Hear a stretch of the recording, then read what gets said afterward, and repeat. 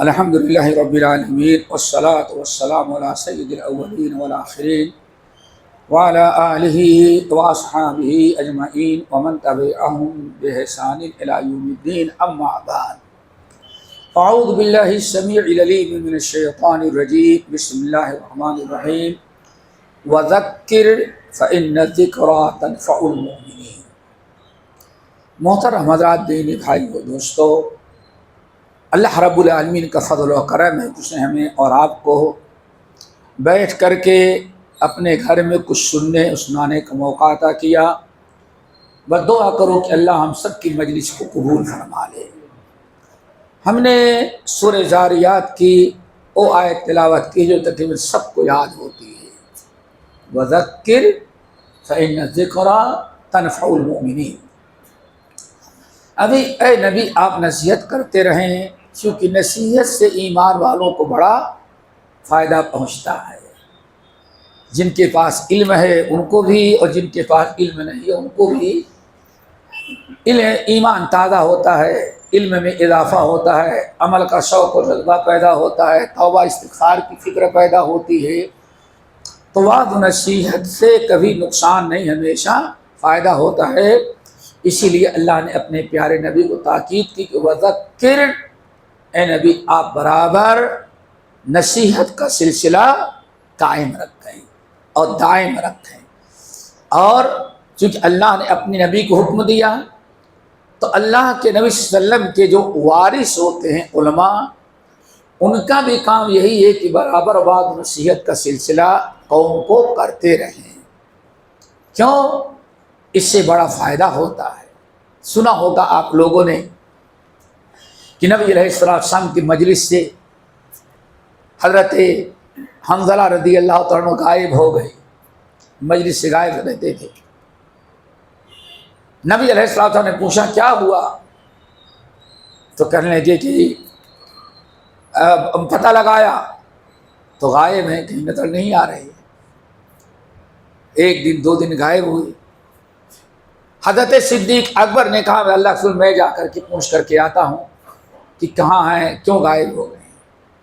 صدیق اکبر گئے تو دیکھا کہ دروازہ بند ہے، نہ گھر والوں سے بات چیت، نہ آنے جانے والوں سے، بس کمرے میں بیٹھے رو رہے ہیں۔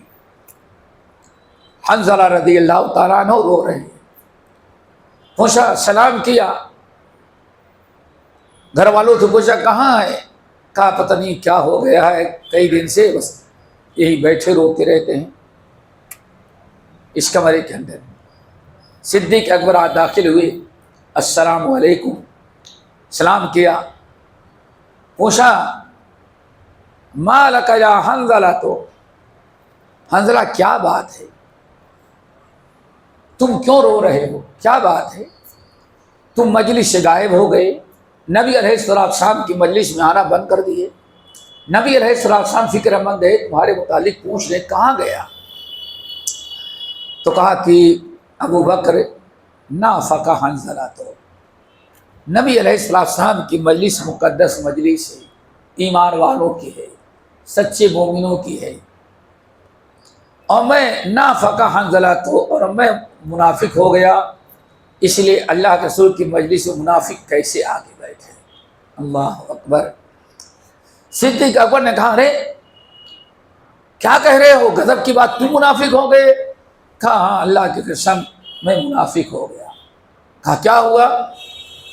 کہا جب نبی علیہ السلام کی مجلس میں رہتے ہیں، نبی علیہ السلام ہم لوگوں کو وعظ و نصیحت کہتے رہتے ہیں، کہیں جنت کا تذکرہ ہے تو کہیں جہنم کا تذکرہ ہے، کہیں عذاب قبر کا تذکرہ ہے، کہیں اجر و ثواب کا تذکرہ ہے، تو ایمان اتنا بڑھ جاتا ہے کأنہما رأی عین، بیٹھتے ہیں آپ کے سامنے کہ معلوم پتا جنت و جہنم کو آنکھوں سے دیکھ رہے ہیں، رأی عین، عجیب سے ایک ایمان و یقین بڑھ جاتا ہے کہ معلوم پڑتا ہے کہ جنت و جہنم اپنی آنکھوں سے دیکھ رہے ہیں۔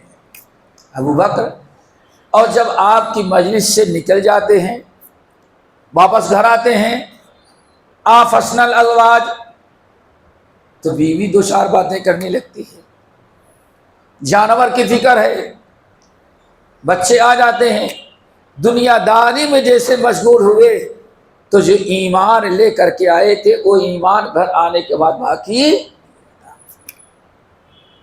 تو نفاق تو یہی کہ اللہ کے رسول صاحب نے کچھ رہے اور گھر آ جانے کے بعد اتنا بدل جائے. صدیق اکبر رضی اللہ تعالیٰ نے بھی کبھی غور نہیں کیا تھا. ہاں یہ تو ابو بکر کو بھی ہم کو بھی ایسے ہوتا ہے. تو اس کا مطلب نافق ابو بکر، ابو بکر بھی منافق ہو گیا. اللہ اکبر. دونوں بیٹھ کے روتے ہیں. دعا کرو اللہ ایسے ہی مجلسوں میں ہمیں ایمان نصیب کرے. ذکر سے مراد وعظ و نصیحت کی مجلس. نبی علیہ السلام کے صحابی ابو بکر ساتھ روتے رہے. پھر کہا کہ حنظلہ ابھی نبی علیہ السلام زندہ ہیں، چلتے ہیں ہم لوگ نبی علیہ السلام کی اپنی کیفیت بتاتے ہیں، کچھ تو حل ہوگا. کہا چلو. گئے تھے، ہنستے ہوئے آتے ہیں تو دونوں روتے ہوئے آتے ہیں. صدیق اکبر بھی رو رہے ہیں اور حنظلہ بھی رو رہے ہیں. اللہ رسول پوچھا کیا ہوا؟ یا رسول اللہ نافق حنظلہ. تو ابو بکر تم کو کیا ہوا؟ یا رسول اللہ اگر حنظلہ منافق ہے تو ابو بکر بھی منافق ہو گیا. کیا ہوا؟ تو اپنی کیفیت بتائیے کہ جو آپ کی مجلس میں رہتے ہیں، وعظ و نصیحت سنتے ہیں، ایمان اتنا تازہ، معلوم پڑتا ہے قیامت آ گئی ہے، جنت جہنم آنکھوں سے کے سامنے ہے. لیکن جب آپ کی مجلس چھوڑتے ہیں، دنیا داری میں لگ جاتے ہیں تو وہ ایمانی کیفیت باقی نہیں رہ جاتی. آنے فرمائے یہ نفاق نہیں ہے، یہی اصل میں پکا ایمان ہے. ساعتن ہاکذا و ساعتن ہاکذا. یہی ایمان ہے کہ ایمان گھٹتا اور بڑھتا رہتا ہے. ایمان پرانا ہوتا اس کو تجدید کی ضرورت ہوتی ہے. جب ہماری مجلس میں بیٹھو گے، دین کی مجلس میں بیٹھو گے تو ایمان ہاکذا، ایمان تمہارا بہت ہائی ہو جائے گا. اور اگر جب مجلس سے اٹھو گے، کہیں دنیا داری مشغول ہو گئے تو ایمان تمہارا ہاکذا ڈاؤن ہو جائے گا. اسی کہتے ایمان گھٹتا ہے اور بڑھتا ہے. وَإِذَا تُلِيَتْ عَلَيْهِمْ آيَاتُهُ زَادَتْهُمْ ایمانا. اہل ایمان کی نشانی یہ ہے جب اللہ اس کے رسول کو اللہ کی کتاب پڑھی جائے، دین کی باتیں بتائی جائیں تو ان کا ایمان بڑھ جاتا ہے. دعا کرو اللہ ہم سب کے ایمان کو بڑھائے اور تازہ کرے. حضرت عبداللہ بن مسعود رضی اللہ تعالیٰ عنہ درس دیتے رہتے، ساتھی بیٹھے ہوئے ہیں سینکڑوں کی تعداد میں. کبھی کھڑے ہو جاتے، قوموا بنا نزداد ایمانا، لوگوں اٹھو ذرا ایمان اپنا تازہ کر. اللہ تعالیٰ دعا کرو ہم سب کو اپنا ایمان تازہ کرنے کی توفیق نصیب فرمائے. دوستو ماہ رمضان آ رہا ہے ہمارے سامنے ہے اور گنے چنے دن باقی رہ گئے ہیں اور رمضان کی تیاریاں بالکل شروع ہو چکی ہے. رمضان کے متعلق تھوڑی سی باتیں بڑی بنیادی آپ کے سامنے رکھتے ہیں. نمبر 1، روزے کے مقاصد پر غور و فکر کریں. روزے کا کے 4 مقاصد بیان کیے گئے ہیں قرآن میں، جن میں ایک مقصد بڑا اہم ہے، لعلکم تتقون. لوگوں رمضان کا روزہ تم پر اس لیے فرض قرار دیا گیا ہے کہ روزے کی برکت سے تمہارے اندر تقوی آ جائے. تقوی کیا چیز ہے دوستو؟ تقوی بہت بڑی نعمت ہے. اگر ہمارے اندر تقوی آ جائے تو من یتق اللہ یجعل لہ مخرجا. اگر ہمارے اندر تقوی آ جائے تو ہر مشکلات کا اللہ تعالیٰ حل نکال دیتے ہیں ہمارے لیے. وَيَرْزُقْهُ مِنْ حَيْثُ لَا يَحْتَسِبُ. اللہ اس کے رزق کا انتظام ایسی جگہ سے کر دیتے ہیں جہاں سے سوچ بھی نہیں سکتا. تقوی ہمارے اندر پیدا ہو جائے. یہ تقوی جو ہے دوستو، رمضان ابھی نیت کر لیں اور خوب دعا کیا کریں کہ اللہ تعالیٰ رمضان کی برکت سے ہمارے دلوں میں تقوی پیدا کر دے. کوشش کریں اور روزہ رکھنے کا، رمضان گزارنے کا یہ مقصد ہو اور خوب کثرت سے دعا کیا کریں. اللہم انی اسألک الہدی والتقی والعفاف والغنی. نمبر 2، روزہ ہے کیا چیز دوست؟ روزہ ہے کیا چیز؟ ہمیں روزہ رکھنا ہے، روزہ خراب کرنے سے بچیں۔ نبی علیہ الصلوۃ والسلام نے ارشاد فرمایا، سنا ہوگا آپ لوگوں نے، کم من صائم لیس لہ من صیام الا الجوع والعطش۔ رمضان میں کتنے روزے دار ایسے ہیں وہ روزہ تو رکھتے ہیں لیکن ان کے نام اعمال میں روزے دار نہیں لکھا جاتا۔ کیا لکھا جاتا ہے؟ بھوکا اور پیاسا۔ وہ کون سے لوگ ہیں میرے بھائی؟ سحر کرے، دن بھر بھوکے پیاسے رہیں، ڈیوٹی کریں اور اللہ تعالیٰ کیا روزے داروں میں شمار نہ ہو اس کا؟ وہ بھی ایک دو آدمی نہیں ہے۔ کم من صائم، کتنے روزے دار ایسے ہیں کہ لیس لہ من صیام الا الجوع، اس کے نام اعمال میں صرف لکھا جاتا ہے اللہ کے حکم سے، اس کو روزے دار نہیں لکھنا کہ یہ دن بھر بھوکا اور پیاسا رہا۔ کون سا ہے دوستو؟ امیر المومنین عمر ابن الخطاب رضی اللہ تعالی عنہ، رمضان قریب تھا، خطبہ دیا تو بڑا پیارا خطبہ دیا، فرمایا لوگوں لیس الصیام عن الاکل والطعام فقط، لوگوں کھانے پینے کے چھوڑ دینے کا نام صرف روزہ نہیں ہے کہ ہم نے سحر کر لیا اور رات کو غروب شمس کے بعد افطار کر لیا۔ ذرا غور سے سنیں، ولکن الصیام عن اللغو والرفث والجدل، اللہ اکبر، والمعصیت والکذب۔ روزہ اصل میں یہ ہے کہ کھانے پینے کو ترک کر دینے کے ساتھ ساتھ چند چیزیں اور اپنائے۔ نمبر ایک، ان الصیام عن اللغو، لغو اور غلط چیزوں سے، فضول چیزوں سے اپنے آپ کو وہ بچائے۔ اور لغو کیا چیز ہے؟ لغو کہتے ہیں وہ چیز جس میں نہ دین کا فائدہ ہو نہ دنیا کا فائدہ ہو، فضول چیزیں۔ اور دوستو یہ فضول چیزوں کا چھوڑ دینا روزہ اچھا رکھنے کے ثابت، روزے کو مقبول بنانے کے لیے جیسے حرام چیزوں سے بچنا ضروری ہے، ناجائز چیزوں سے بچنا ہے، ویسے ہی کہتے ہیں بے شرمی، بے حیائی اور فضول اور لایانی چیزوں سے بھی بچنا ہے۔ اور سنا ہوگا قد افلح المؤمنون الذین هم فی صلاتهم خاشعون والذین هم عن اللغو، جو لغو فضول چیزوں سے اپنے آپ کو بچاتے ہیں۔ تو دوستو صرف کھانا پینا نہیں چھوڑنا ہے، جھوٹ بولنا بھی بند کرنا ہے، فضول چیزوں سے بھی بچنا ہے، گالی گلوچ بھی نہیں کرنا ہے، جھگڑے لڑائی بھی نہیں کرنا ہے، اور بے حیائی، بے شرمی کی بھی کوئی چیز نہیں ہونی چاہیے۔ پھر رمضان شروع ہوا،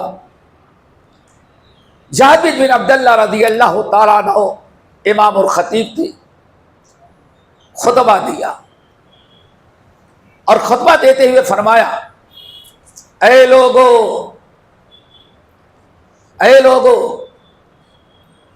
روزہ صرف یہ نہیں ہے کہ تم بھوکے پیاسے رہے، کھانے پینے کے ترک کر دینے کے نام کے ساتھ روزہ یہ ہے کہ انسان اپنے زبان کو غلط بات کہنے سے روک لے، اپنے آپ کو گناہوں سے روکے۔ جیسے کھانے پینے سے رکا ہے، ایسے آپ کو اللہ اس رسول کی نافرمانی، گناہوں اور برائیوں سے روک لے۔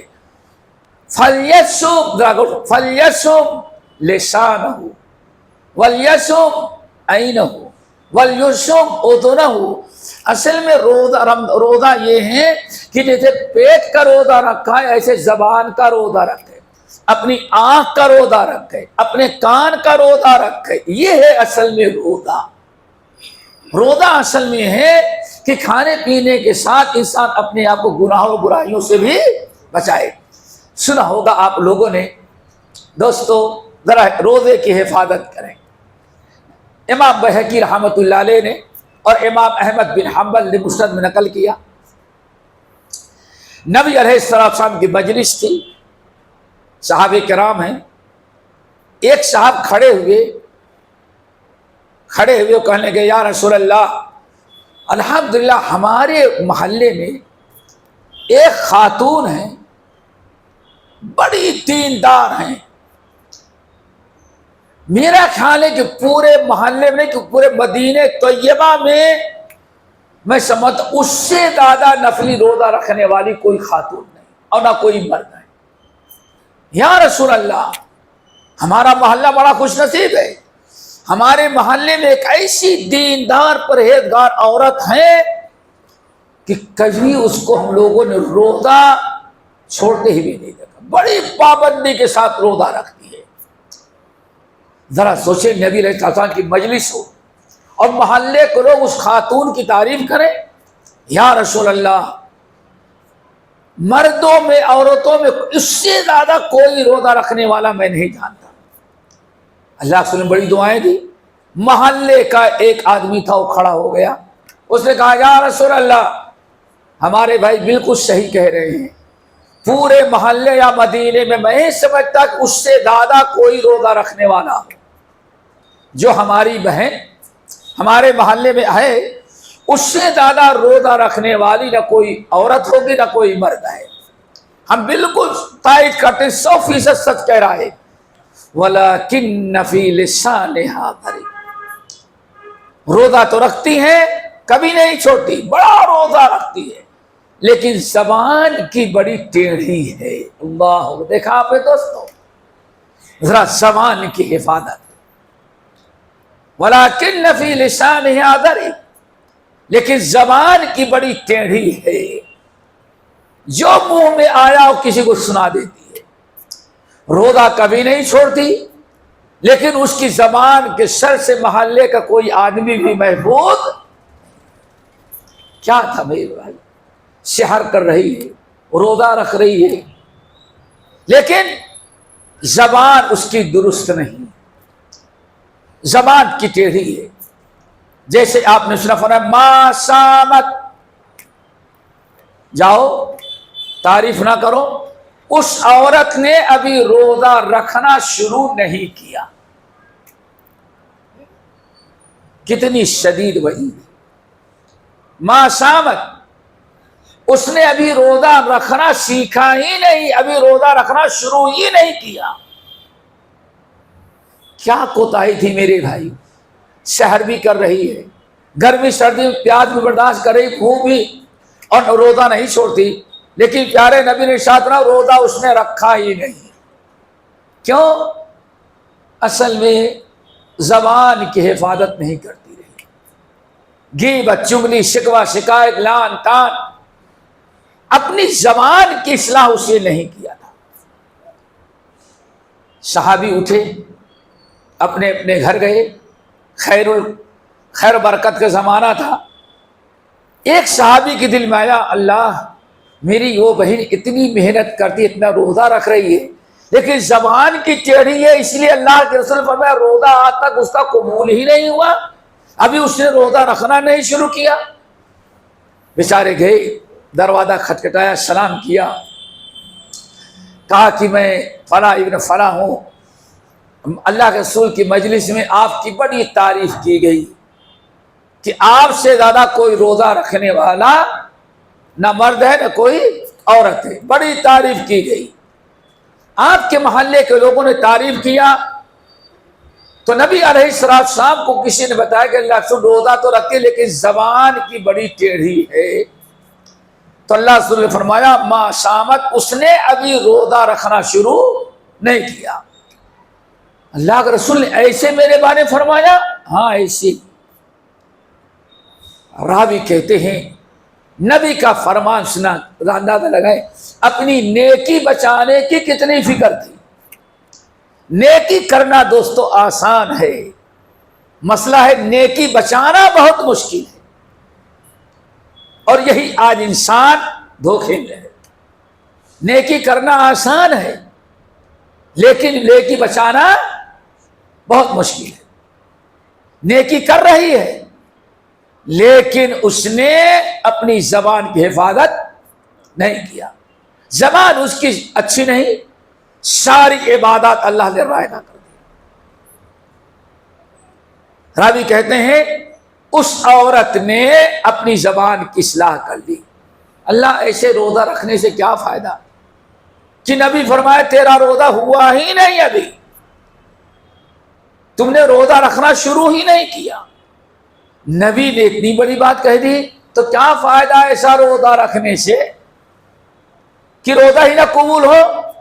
اپنی زبان کی اصلاح کر لی، کنٹرول کر لیا، اور اب لوگوں نے جا کر کے بتایا یا رسول اللہ، اب تو وہ خاتون ماشاء اللہ روزہ بھی رکھتی ہے اور زبان کی بھی بڑی اچھی ہو گئی، نہ کسی کی غیبت کرتی ہے، نہ شکوہ شکایت کرتی ہے، نہ گالی گلوچ کرتی ہے، نہ گندے الفاظ استعمال کرتی ہے۔ اب اس نے زبان کی اصلاح کر لی۔ اب نبی کا فرمان سنو، اللہ سے فرمایا الآن صامت، اب اس کا روزہ اب ہو رہا ہے، یعنی اب اس کا روزہ اللہ تعالیٰ کے ہاں قبول ہوا اور اب روزے دار وہ شمار ہوئے۔ اسی طرح سے میرے بھائیو، آپ حضرات نے سنا ہوگا کہ نبی علیہ السلام نے ارشاد فرمایا اے لوگ الصیام جنہ، روزہ کیا ہے؟ ڈھال، ڈھال، الصیام جنہ، صحیح ہے کی روایت، لوگوں روزہ ڈھال ہے۔ ڈھال کا مطلب دو ہے، نمبر ایک یستجن بها العبد من النار، انسان اگر روزہ رکھتا ہے تو قیامت کے دن اس کا روزہ بلکہ قبر سے لے کر کے حشر تک اس کا روزہ ڈھال ہو جائے گا، یعنی جیسے میدان میں آدمی ڈھال کے ذریعے دشمن کے وار سے اپنے آپ کو بچاتا ہے، اس بندے نے روزے کے ذریعے اپنے آپ کو جہنم کے عذاب قبر اور عذاب نار سے بچا لیا۔ یستجن بها العبد من النار، روزہ ڈھال ہے، بندہ اپنے آپ کو روزے کے ذریعے بچا لیتا ہے، بہت بڑی نعمت ہے دوستو۔ لیکن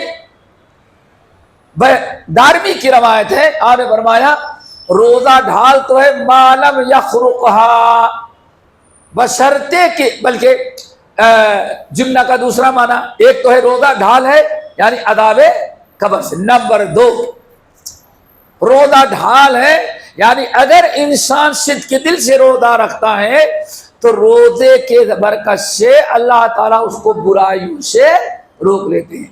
کیا مطلب؟ گناہوں سے بچنے کا ڈھال ہے، اور نمبر دو عذاب قبر عذاب نار سے بچنے کا ڈھال ہے۔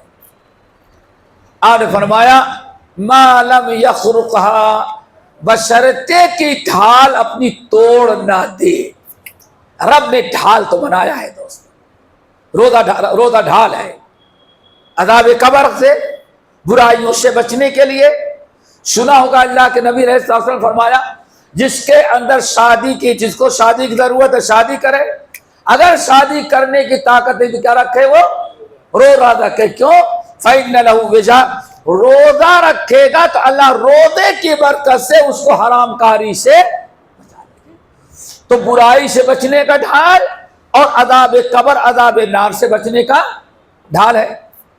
نبی علیہ السلام نے فرمایا ما لم یخرقھا، دارمی کی روایت، روزہ بندے کے لیے ڈھال تو ہے لیکن بشرطے کہ روزہ اس نے توڑ نہ دے، اپنی ڈھال نہ توڑ دے۔ صحابہ کرام نے پوچھا یا رسول اللہ، بندہ اپنی ڈھال روزہ کیسے توڑ دے گا؟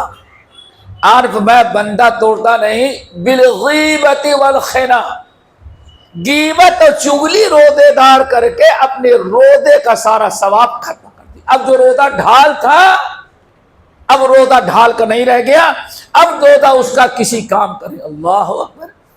تو میرے بھائیو، اللہ رب العالمین نے روزے کو الصیام جنہ فرمایا، روزہ ڈھال ہے برائی سے بچنے کے لیے، عذاب قبر سے بچنے کے لیے، عذاب نار سے بچنے کے لیے۔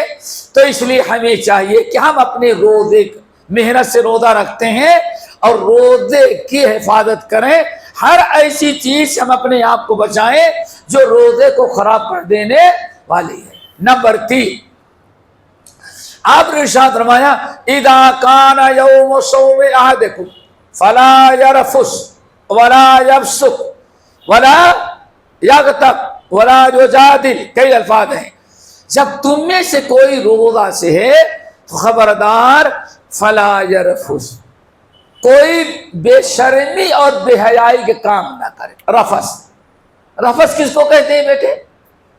قرآن مجید میں فلا رفث والا فسوقا، رفث، رفث کہتے ہیں وہ گندی باتیں، وہ گندی باتیں جس سے انسان کے جنسی شہوات اور جذبات ابھرتے ہیں، دوستوں کے ساتھ بیٹھ کر کے۔ نمبر 2، وہ چیزیں جس کو دیکھنے کے بعد شیطان ہمارے جنسی جذبات کو ابھار دیتا ہے۔ اللہ اکبر، ان تمام چیزوں کیا کہا جاتا ہے؟ رفث۔ وہ چیزیں، وہ تصویریں، وہ حالات، وہ جگہیں جس سے انسان کے جنسی جذبات کو شیطان ابھارتا ہے۔ اللہ رسول نے فرمایا فلا یرفث، اگر رونا ہے تو خبردار تم رفث نہیں کرنا۔ سب سے پہلے آج کہتے ہیں، پہلے تو سنیما ہال ہوتا تھا، ہفتے میں ایک دن آدمی جاتا تھا، لوگ کہتے ہیں کہاں، ماں باپ بچے سنیما ہال بھیجتے تھے۔ پھر اس کے بعد ٹی وی VCR آ گیا، تو اب کوئی جانے کی ضرورت نہیں، سب کچھ اس میں آتا رہا، ٹھیک ہے نا۔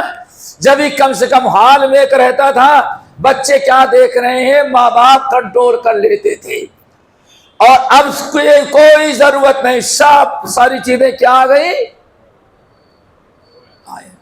پہلے گھنٹے سنا، گھنٹے 2 گھنٹے کی فلمیں ہوتی ہیں، اب یہاں تو کوئی انتہا ہی نہیں ہے، جو چاہے انسان رات بھر دن بھر دیکھتا رہے۔ دوستو اگر چاہتے ہمارا روزہ قبول کرے اللہ تو فلا رفث لم یرفث، روزہ رکھ کر کے خبردار ان آنکھوں سے کوئی گندی تصویریں اور گندے مناظر نہیں دیکھنا۔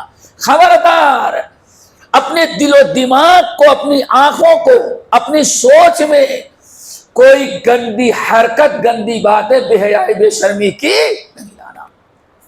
یہ ہے میرے بھائی رفث۔ ولا فسوق ولم یفسق، اور روزے دار اپنے آپ کو بچائے کس سے؟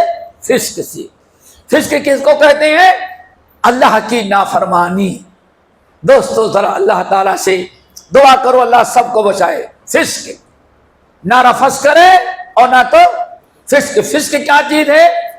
اصل میں شریعت میں فسق کہتے ہیں اللہ اس کے رسول کی اطاعت سے نکل جانا، اللہ اس کے رسول کی اطاعت سے نکل جانا۔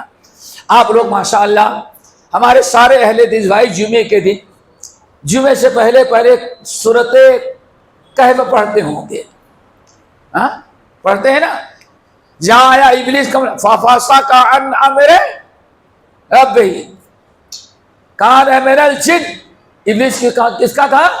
جنوں کا سردار تھا۔ اس نے اپنے رب کے حکم سے فسق کیا، یعنی اللہ کی فرما برداری سے نکل گیا، جس کو کہیں آپ نافرمانی۔ تو روزہ رکھ کر کے کوئی برائی، اللہ کی کوئی نافرمانی، رسول کی کوئی نافرمانی نہیں ہونی چاہیے۔ لا یرفث ولا یفسق، اگر روزہ تم ہو تو روزے کی حالت میں خبردار کوئی نہ بے شرمی کی بات کرنا، نہ کوئی اللہ اس کے رسول کی نافرمانی کی۔ آگے اپنے روزے کی حفاظت کرنا۔ فَإِن شَابَّهُ أَحَدٌ، اگر سامنے والا کوئی سرفراہ تم کو گالی دے تو خبردار گالی کے جواب گالی سے دینا۔ اس نے تمہیں گالی دے کر کے اپنا روزہ خراب کیا، تم گالی کے جواب گالی دے کر کے اپنا روزہ خراب نہیں کرنا۔ کس قدر کتنے شرائط ہیں روزے کی مقبولیت کے لیے دوستو۔ وہ روزہ اللہ تعالی ہمارے لیے مغفرت کا ذریعہ بناتا ہے۔ ولا یجادل، اور اگر کوئی تم سے لڑتا ہے تو تم لڑنا بھی نہیں، لڑنا نہیں، بلکہ کیا کہنا؟ انی امرؤ صائم، میں صبر سے ہوں، میں روزے سے ہوں، بھائی میں روزے سے ہوں، میں روزے سے ہوں، یعنی یہ حوالہ دے کر کے کنارے ہو جانا، لیکن لڑنا نہیں۔ دوستو یہ ہے روزے کے آداب۔ آگے ذرا بڑھ نبی علیہ السلام نے حدیث برابر سنی ہوگی، فرمایا الجمعۃ الی الجمعۃ کفارۃ لما بینہما ورمضان الی رمضان کفارۃ لما بینہما. چلے جائیں. اور والعمرۃ الی العمرۃ کفارۃ لما بینہما مجتنب الکبائر یا مجتنبت الکبائر.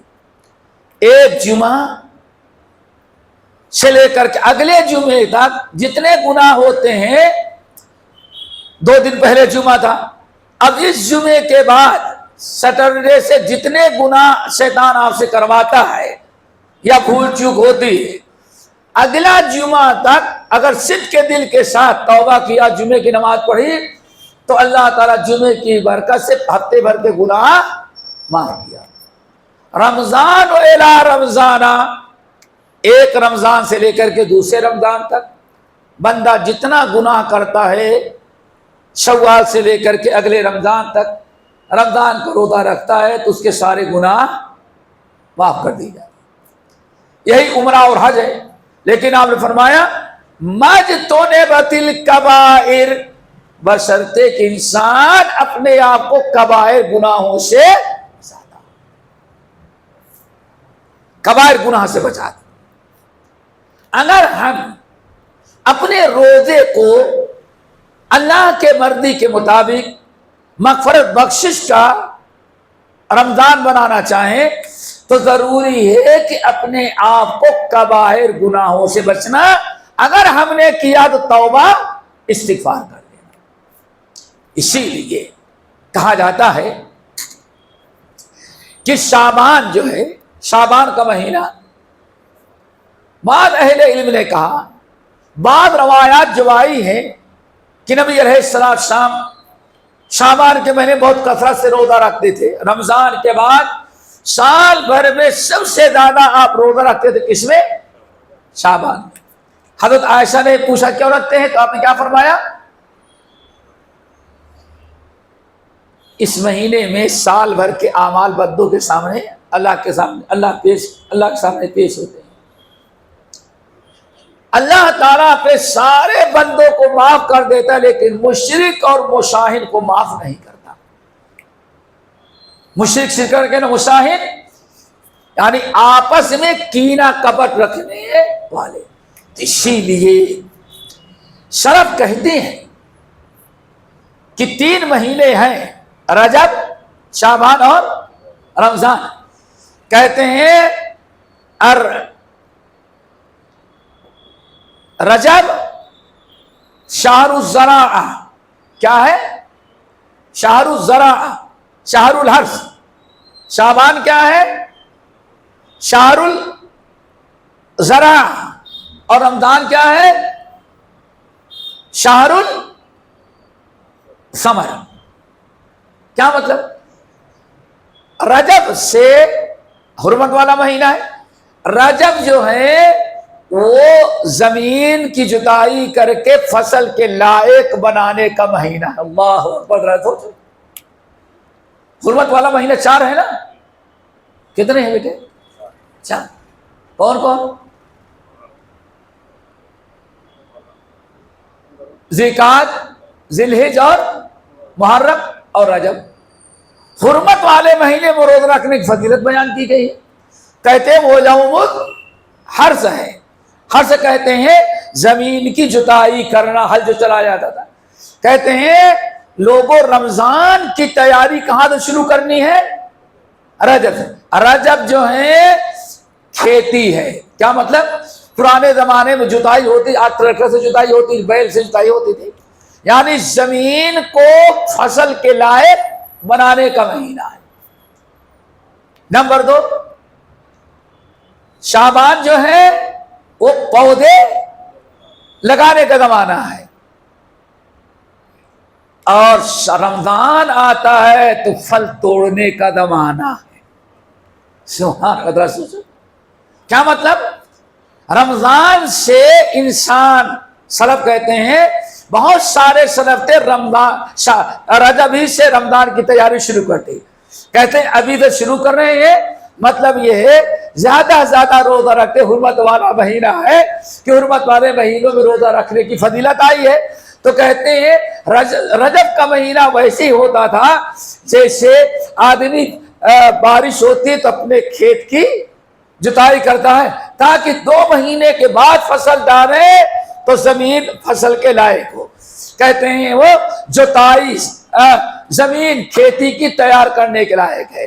اور رجب کا مہینہ ہے شعبان کا، تو آپ لوگوں نے سنا ہوگا نبی علیہ السلام کے متعلق ام المومنین عائشہ رضی اللہ تعالیٰ کہتی ہیں کہ نبی علیہ السلام رمضان کے بعد سب سے زیادہ روزہ اگر کسی مہینے میں رکھتے تو کیا تھا؟ شعبان کا۔ اللہ اکبر، کس لیے کرتے؟ تو سلف کہتے تھے کہ شعبان کا مہینہ جو ہے وہ پودے رجب میں زمین ہموار کی گئی، اور پودے کب لگائے گئے؟ یعنی نفلی روزے، نفلی روزے کیا؟ اور دوسرے لفظوں میں تحیۃ الوضو سمجھ لے، ایک ہے وضو کر کے 2 رکعت نماز پڑھنا، سمجھو کہ آپ فرض نماز کی تیاری کر رہے ہیں، اور ایک ہے مسجد میں آئے تو تحیۃ المسجد سنن پڑھنا، پھر اقامت ہوگی تو فرض نماز کی تیاری کہاں سے شروع کی؟ وضو سے۔ ایسے ہی سلف کہتے ہیں رمضان کا مہینہ ایسے ہے، تیاری شروع کی کہاں سے؟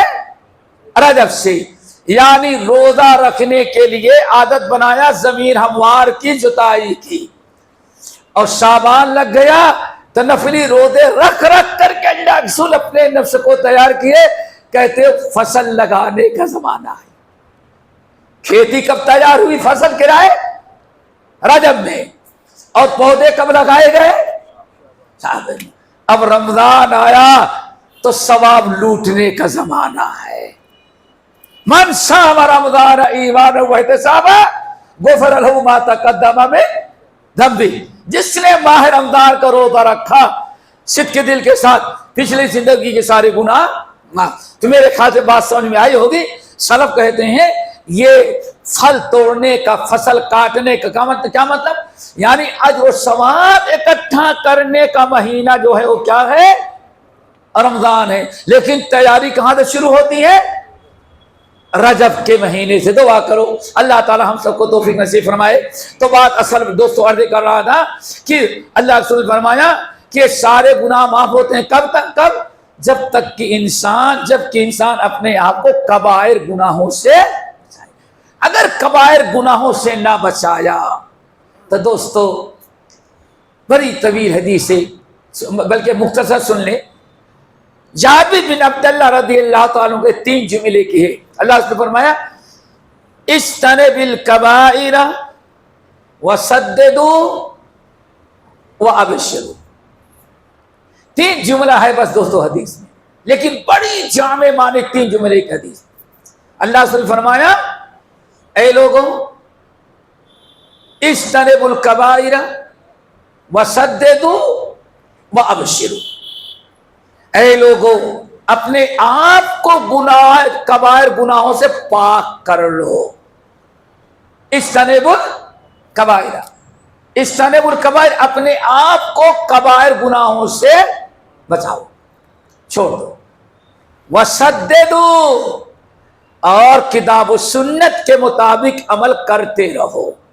صراط کا مطلب بالکل سیدھا صراط مستقیم، کتاب و سنت کے مطابق عمل کرتے رہو۔